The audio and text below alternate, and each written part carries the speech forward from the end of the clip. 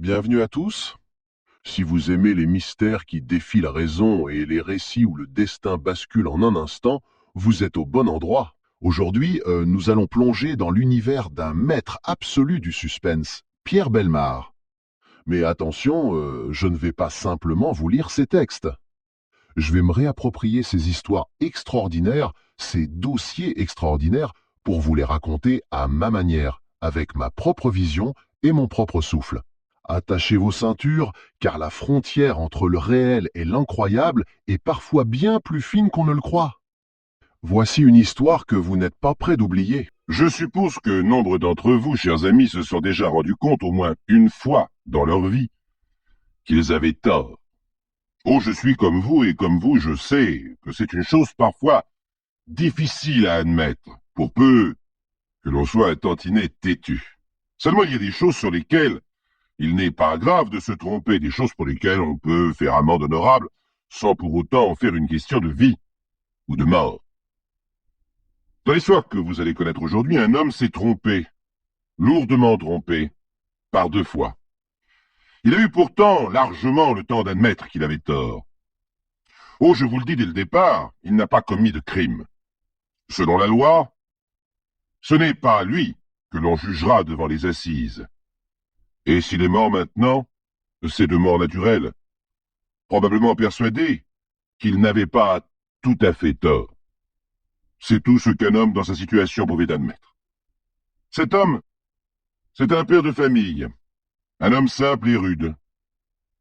Il est forgeron à Fresnancourt, dans un petit village du nord-est de la France, où, comme à l'ouest, on est têtu.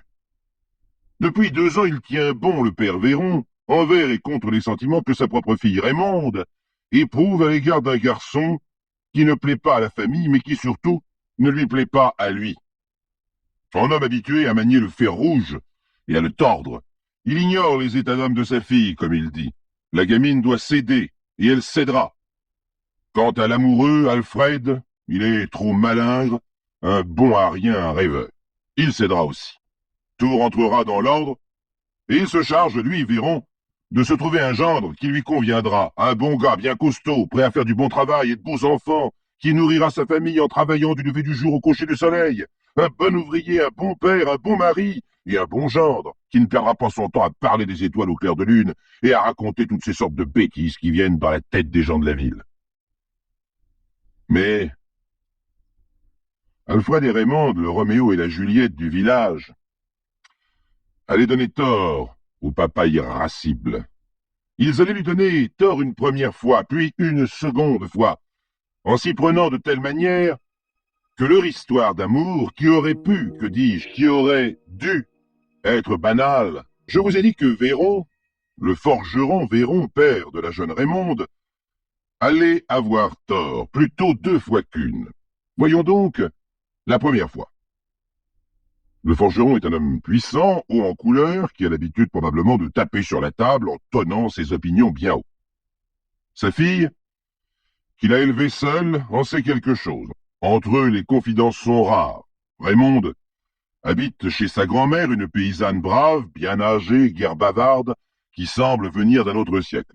La personnalité et les allures de sa petite fille lui font un peu peur, de son temps, n'est-ce pas?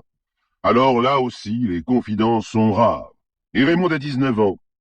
C'est dur de se taire à 19 ans, l'âge des rêves, des enthousiasmes, des incertitudes. À qui confier tout cela? À l'instituteur? Elle est trop grande maintenant. Au curé, où il lui dira d'être sage et d'obéir à son père. Au facteur. Il le racontera au bistrot et les garçons riront sur son passage le dimanche au bal. Raymonde n'a pas d'amis de son âge. Et on aurait-elle qu'il serait difficile de leur dire qu'elle a un amant. Oh, ce n'est pas une chose que l'on affiche en 1930. Raymonde passerait pour une dévergondée, comme on dit au pays. Une de ces filles qui viennent au bal sans cavalier et repartent accompagnées par les chemins sombres. Et puis, de toute façon, une passion cachée doit rester une passion cachée pour garder tout son mystère.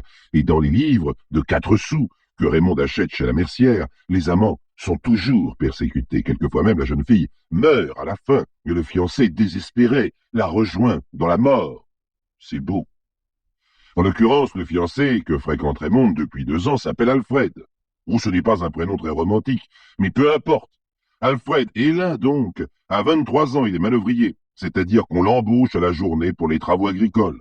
Madame Hélin, sa mère, a mis au monde 12 enfants, dont 7 sont morts en bas âge.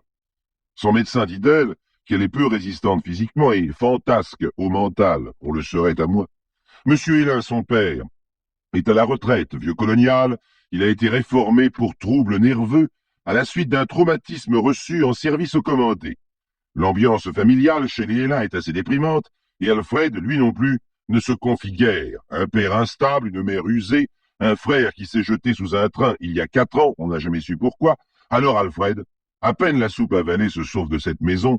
Il va errer dans les chemins d'alentour, regardant le monde, rêvant aux étoiles.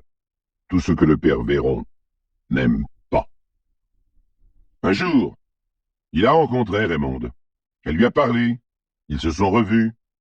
Ils se sont confiés l'un à l'autre. Et bien sûr, ils se sont aimés. Ils ont maintenant pour eux tout seuls un minuscule univers de tendresse, de confiance absolue. Ce qui leur a toujours manqué, ils l'ont enfin. Pour se soustraire au ragot du village et à l'autorité du père Véron, qui a eu vent de la chose, ils se retrouvent en secret tous les jours dans le petit bois de Monceau-les-Loups. Ils font de grandes promenades silencieuses, et lorsqu'ils s'assoient au pied d'un arbre, c'est pour échanger les serments que les petites revues à 4 sous de la Mercière ne renieraient point. Lorsqu'ils sont empêchés de se voir, Raymonde écrit des petits billets passionnés. Je t'ai vu passer à bicyclette, j'étais dans l'auto de mon oncle, et je voulais me jeter par la portière. Mon Fred chéri, je souffre, viens-moi en aide, je suis martyr, je pleure, par pitié, j'ai confiance en toi. Malgré toutes les misères que l'on me fait, je serai à toi pour la vie. Puis les choses se gâtent sérieusement. Alfred a pris son courage à 2 mains, et il est allé voir le père de Raymonde pour se justifier et lui demander sa main. Le père s'est fâché tout rouge. Il a traité Alfred de tous les noms. Pour lui, c'est un malade, un ivrogne, un feignant, bref, ce n'est pas un homme, et il n'aura pas sa fille. Et quand je dis non, c'est non, crie le forgeron, en jetant Alfred à la porte. Pleurs, supplications de Raymonde, rien n'y fait. Et le père d'ajouter, tu es mineur, et tu m'obéiras, en tout cas jusqu'à ta majorité. Ah, j'imagine aujourd'hui un père disant ça à sa fille, et se faisant rire au nez tout simplement, ou bien alors subissant une contestation en règle à propos de l'autorité parentale. Mais on ne parle pas encore de contestation en 1930 dans le petit village de Monceau-les-Loups, et le père Véron se persuade qu'il a mis un terme à ce roman stupide. C'est là qu'il commence à se tromper. Il aurait dû essayer de comprendre au lieu de tempêter. À cette minute, il vient de prendre le risque de voir se transformer ce qui n'était peut-être jusque-là qu'une petite amourette. Il vient de prendre la responsabilité de la faire grandir en passion, et par là même de devenir incontrôlable. Pauvre père Véron. Sa forge ne l'a pas habitué aux tourments de Madame Bovary, et il croit bien faire. Alors Alfred et Raymonde, qui jusque-là n'étaient que 2 amoureux incompris, se sentent devenir sublimes. Il ne leur reste qu'une solution, braver la famille, le village et le monde entier par la même occasion. Un dimanche solitaire s'est écoulé pour l'un comme pour l'autre, et l'on a pris rendez-vous pour le lendemain lundi dans le petit bois. C'est le mois de mai. Le village entier est au travail. Raymonde se sauve de chez sa grand-mère et court vers le petit bois où Alfred doit la rejoindre. Il arrive en retard, car il est allé faire une course mystérieuse, une course qui gonfle la poche de son veston de manière inquiétante. C'est la fin d'une belle journée de printemps. Raymonde et Alfred, se tenant par la main, marchent côte à côte sur un petit sentier. Leur dialogue est difficile, le garçon tremble de nervosité, mais son regard est ferme et décidé. Les arbres défilent lentement au rythme de leurs pas. Si tu as peur, si tu t'échappes, je te tirerai dans le dos. Il tire. dans le ventre. Raymond s'écroule, avec juste un léger recul en arrière. Alfred retourne l'arme contre lui, tire à nouveau. La balle pénètre dans sa tête. Il tombe à son tour, et le silence revient dans le petit bois. Le lendemain, dans la rubrique Faits divers de l'Éclaireur de l'Est, on peut lire: la jeune fille, malgré ses blessures, parvint à gagner les premières habitations du village de Pont à Bussy, où elle fut secourue. À son tour, Alfred et Lin, arrivés à l'entrée du pays, les deux désespérés furent transportés d'urgence à l'hôpital de Laon, où nous avons pu apprendre que malgré la gravité de leurs blessures, les deux jeunes gens ne seraient pas en danger de mort. On a pu extraire la balle du corps de la jeune fille. Quant à Hélin, il restera aveugle. L'histoire pourrait s'arrêter là, en effet, comme un simple fait divers. Mais les faits divers sont-ils toujours si simples? Le vieux forgeron irascible aurait-il eu raison de cette histoire d'amour stupide et qui finirait aussi mal? Sûrement pas. Je vous le disais au début de cette histoire, l'avenir va lui donner tort une fois de plus, très vite, et plus gravement encore. Après ce double suicide malheureux, Alfred et Lin passent en correctionnel le 4 octobre 1930, 5 mois environ après le drame de la forêt de Monceau-l'Îlot. Pendant cet intervalle, il est resté à l'hôpital de Laon en traitement. Sa cécité est définitive. Au village, le soir, à la veillée, on cancane un peu. C'était sûr que ça tournerait mal. La Raymond, c'est une orgueilleuse, elle est comme son père. Suffisait que le père dise non pour qu'elle se mette le garçon en tête. Ah, une bien belle fille, pourtant, et qui mérite mieux, enfin. C'est fini, maintenant. Au café du village, en philosophe bon train. Oh, l'amour, quand ça vous tient, c'est beau quand même. Qui l'aurait cru qu'Alfred aurait des idées comme ça? Des idées comme ça, le tribunal correctionnel les condamne à 4 mois de prison avec sursis. Et Alfred est aveugle, à 24 ans. Raymonde, elle, s'en est bien sortie, si l'on peut dire. Elle a regagné le village et retrouvé sa famille. Ou bien sûr, elle écrit des lettres embrouillées qui tantôt parlent d'amour, tantôt d'abandon, toujours avec la même passion pourtant. Si tu savais comme tu me manques, je n'avais que toi pour être aimé.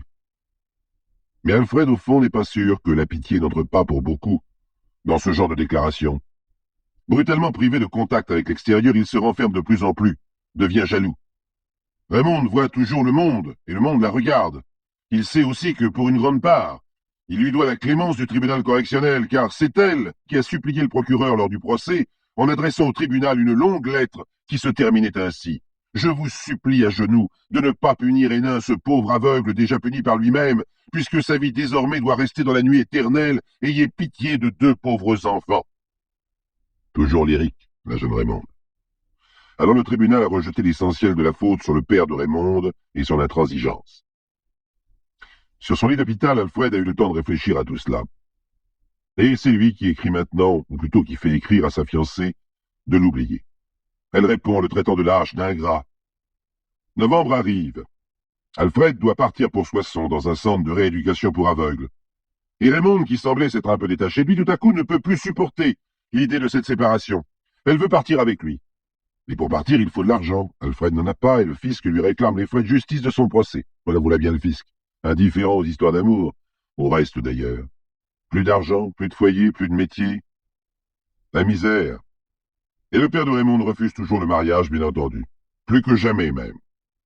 Il prétendra plus tard qu'il avait donné son consentement.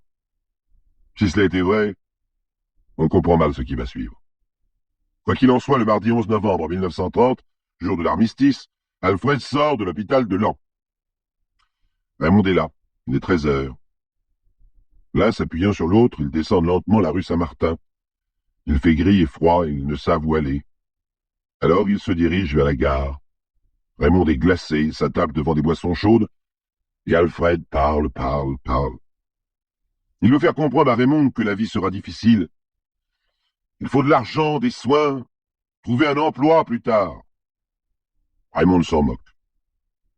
Alfred continue son monologue dans le décor sinistre, au milieu de tintements des tasses, du halètement des locomotives. Les voyageurs sont rares et fatigués, ils ne s'attardent pas. Un ivrogne sur une banquette, une femme chargée de paquets, un vieillard près du poêle qui s'enfume. On ne les remarque pas. On a l'habitude dans les buffets de gare. Les gens qui refont ou défont leur vie avant de prendre un train. Raymond ne se rend pas compte que son fiancé a changé. Elle ne se rend pas compte que cette angoisse dans la voix, c'est la peur. Car maintenant, Alfred est là, a peur de tout, des gens qu'il ne voit plus et qui peut-être le regardent, de Raymond, qu'il aime toujours, mais qui n'a plus de visage, de geste pour lui. Il est jaloux de tout ce qui est là et qui ne lui appartient plus. Alors il se lève. Un seul refuge pour retrouver peut-être la vie d'autrefois, sa mère. Il faut qu'il retourne là-bas au village. Sa mère l'accueillera, il en est sûr. Il est maintenant près de 5 heures. Raymond va prendre 2 tickets au guichet, les voilà sur le quai, puis dans le train. À 20h45, ils sont à Fressancourt et se dirigent vers la maison des parents Hélène. Elle est déserte. C'est bête. Si seulement quelqu'un attendait, si quelqu'un tendait les bras, servait la soupe, rallumait le feu en parlant de tout et de rien, peut-être que si quelqu'un était simplement là. La porte d'une chambre est ouverte. Il y a un lit. Un beau lit de campagne gonflé d'un édredon de crotonne. Au-dessus, un crucifix de bois. C'est là qu'on trouva Raymond étranglé, sur le lit. Lui, debout sur le pas de la porte, attendait les gendarmes. Le surlendemain, on pouvait lire à nouveau dans l'éclaireur de l'Est, mais sur 2 colonnes et en première page cette fois. Que se passa-t-il exactement? Au premier interrogatoire, Hélène déclara s'être élancée sur la jeune fille et comme un fou lui avoir serré la gorge à plusieurs reprises, jusqu'à ce qu'elle perdît connaissance. Bientôt, la mort avait fait son œuvre. Le drame se déroula sans témoin. À leur retour, les parents avertirent les gendarmes. Ceux-ci firent diligence et avec perspicacité interrogèrent Hélène qui leur fit le récit que nous venons de rapporter. Le meurtrier a été écroué dans la soirée. À l'audience du 10 février 1931 de la cour d'assises de l'Aisne, on se posa la question de savoir si Raymond, comme l'affirmait son amant, avait à nouveau demandé à mourir. Le parquet en doutait et le président partagea ce doute. Des témoins ont dit que Raymond avait peur de la mort et qu'elle ne vous a défendu au premier procès que par pitié. Raymond m'a demandé la mort. Alfred s'exprime lentement, il se défend avec un calme singulier, droit à son banc, les mains croisées dans le dos, pour les cacher peut-être. Dans la grande salle gothique de l'ancien évêché où siège le tribunal, l'auditoire grandit à chaque minute, passionnément attentif. Une curiosité malsaine les attire vers cet accusé qui ne voit pas ses juges. Raymond vous avait dit qu'elle vous épouserait à 21 ans. 2 ans, c'est vite passé. Pourquoi vous aurait-elle demandé la mort? Elle en avait assez de tous ces affronts, et ses parents ne voulaient plus me tolérer dans sa chambre. Alfred dit cela naïvement. Rien ne l'ébranle. On vous dit paresseux, sournois, brutal, alcoolique. Paresseux? Quand on paiera bien l'ouvrier agricole, il travaillera mieux. 23 témoins vont défiler, presque le village entier, et l'on abreuve les jurés de ragots de voisinage. C'est à ce moment-là que le père de Raymond affirme qu'il avait donné son consentement à ce mariage. Alors pourquoi? Elle m'a supplié, alors j'ai serré le cou. Combien de temps? 4 à 5 minutes. Vous étiez calme comme maintenant? Comme maintenant. Et en étant calme, vous avez pu serrer le cou de votre fiancé pendant 5 minutes? C'est un coup de désespoir. J'étais entré dans le désespoir de Raymond. Montrez vos mains au juré. Il les lève.